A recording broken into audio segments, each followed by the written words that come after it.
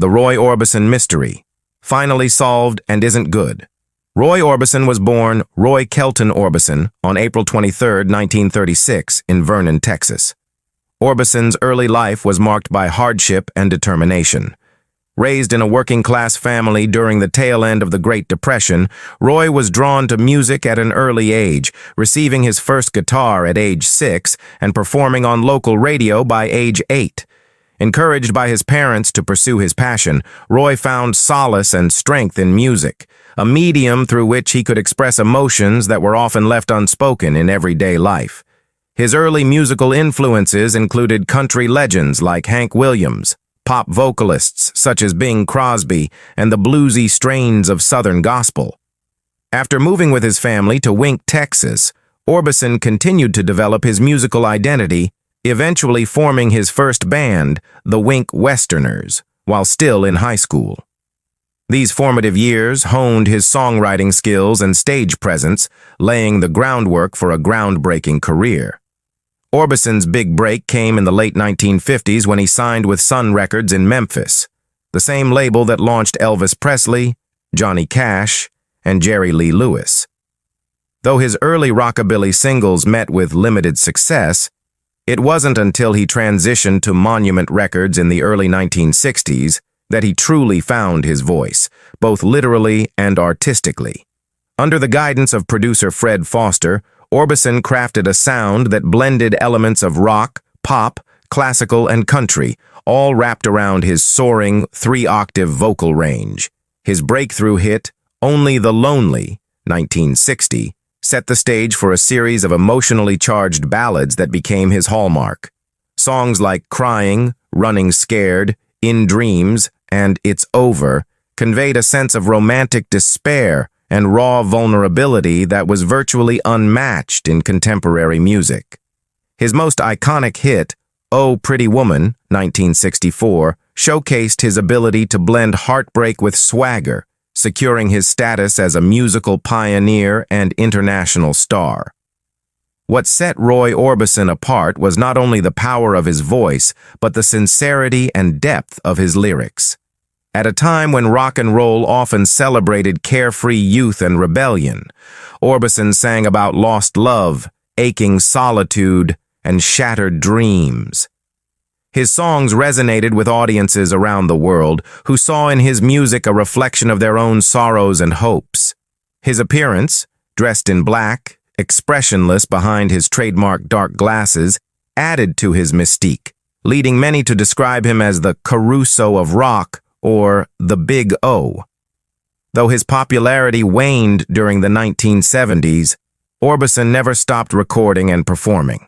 A remarkable career resurgence came in the 1980s, beginning with a new generation of artists citing him as a major influence.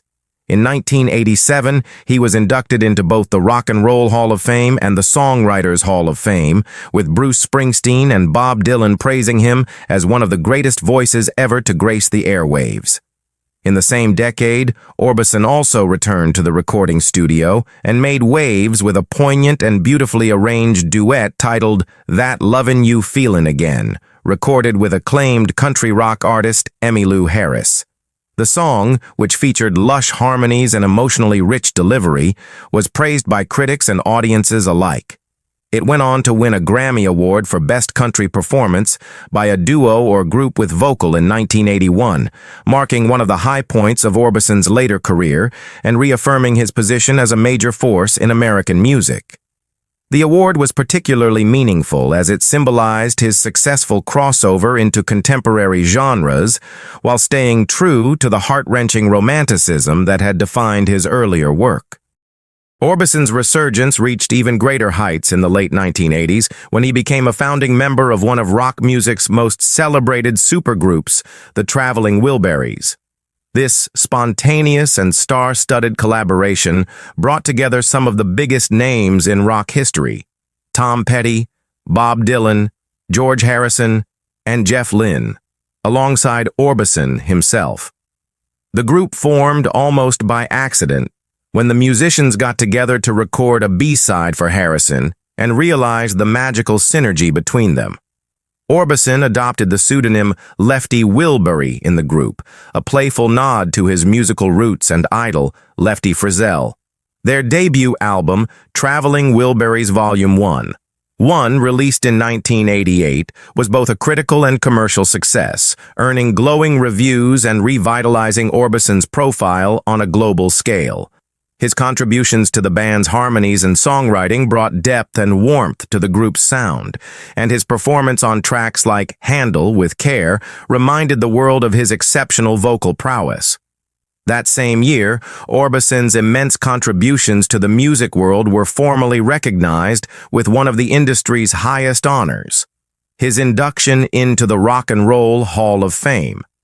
In his induction speech, Bruce Springsteen, who had often cited Orbison as one of his greatest influences, paid tribute to the singer's unique voice, describing it as the voice of heartbreak. The honor not only acknowledged Orbison's profound influence on the evolution of rock and pop music, but also cemented his legacy as one of the genre's most emotionally resonant and innovative performers. Despite the many personal and professional hardships he had endured throughout his life, Orbison stood at the pinnacle of recognition during his final years. Long after his passing in December 1988, Orbison's influence continued to be felt and celebrated. In 2014, to commemorate the 25th anniversary of his final studio album, Mystery Girl, a deluxe edition of the record was released. One of the most moving and significant inclusions was a never-before-heard demo titled The Way Is Love. This track was made especially poignant by the fact that Orbison's surviving sons, Wesley, Roy Jr., and Alex, helped to complete it using their father's original vocal recording. With assistance from producer John Carter Cash and Jeff Lynne, the song was transformed into a polished and hauntingly beautiful tribute that bridged the past and present, father and sons, legacy and future. The inclusion of The Way Is Love gave fans a new glimpse into Orbison's artistry and offered a touching reminder of the timelessness of his music. In 1957, at the age of 21, Roy Orbison married his teenage sweetheart, Claudette Frady, a strikingly beautiful young woman who was just 16 years old at the time. Their whirlwind romance had blossomed quickly, and despite the difference in age and the challenges of a career just beginning to soar, Orbison was deeply in love. Claudette became a muse for Roy, inspiring several of his future compositions. Their relationship, like many young love stories, was marked by both passion and turbulence. Nonetheless, they began building a life together, and their union brought forth 3 sons: Roy Dwayne Orbison, born in 1958, Anthony King Orbison, born in 1962, and their youngest, Wesley Orbison, who was born in 1965. Roy cherished his family and took pride in fatherhood, even as his career demands often pulled him away on tours and recording sessions. Tragedy struck the Orbison household with devastating force in June 1966, when Claudette was killed in a motorcycle accident while riding in Gallatin, Tennessee. She and Roy had recently reconciled after a period of separation, and her sudden death left him emotionally shattered. Claudette's passing created a deep void in Orbison's life, both personally and creatively. The loss of his wife not only devastated him emotionally, but also disrupted the stability he had managed to build at home amid his skyrocketing fame. Her death would later be immortalized in his haunting song, Claudette, which, while originally penned as a tribute to her vivacity and beauty, took on a deeply somber resonance in the years that followed. As if one heart-wrenching tragedy weren't enough, fate dealt another cruel blow just 2 years later. In September 1968, while Roy was away in England performing, his 2 eldest sons, Roy Dwayne and Anthony King, perished in a house fire at their Hendersonville, Tennessee home. The blaze completely engulfed the property, and although Roy's youngest son, Wesley, survived because he had been staying with his grandparents at the time, the loss of his other 2 children was nearly unbearable. The heartbreak was unimaginable. Roy Orbison, a man known for his emotive, melancholic ballads, now found himself living the very sorrow he so often sang about. His grief was profound, and for a time, he withdrew from the public eye, struggling to come to terms with the back-to-back catastrophes that had shattered his family. Amidst this sea of loss, a new chapter began when Roy Orbison met Barbara Jacobs, a German-born music executive, during a trip to the United Kingdom. Their connection was immediate and deeply healing for Roy. The two married on March 25, 1969, marking a turning point in his personal life. Barbara became a stabilizing and nurturing presence for him. She not only provided emotional support, but also took an active role in helping to manage his career, particularly in the later years. Their partnership was one of devotion and mutual respect, enduring through the highs and lows of his career revival in the 1980s. Together, Roy and Barbara had two sons, Roy Kelton Orbison Jr., born in 1970, who would later follow in his father's footsteps by becoming involved in the music industry, and Alexander Alex Orbison, born in 1975, who also grew up to play a key role in preserving and promoting his father's legacy after his death. Barbara remained by Roy's side until his untimely passing in 1988. She later devoted her life to keeping his memory and music alive, overseeing posthumous releases, managing his estate, and ensuring that the world would never forget the man behind the dark sunglasses and the soaring, operatic voice.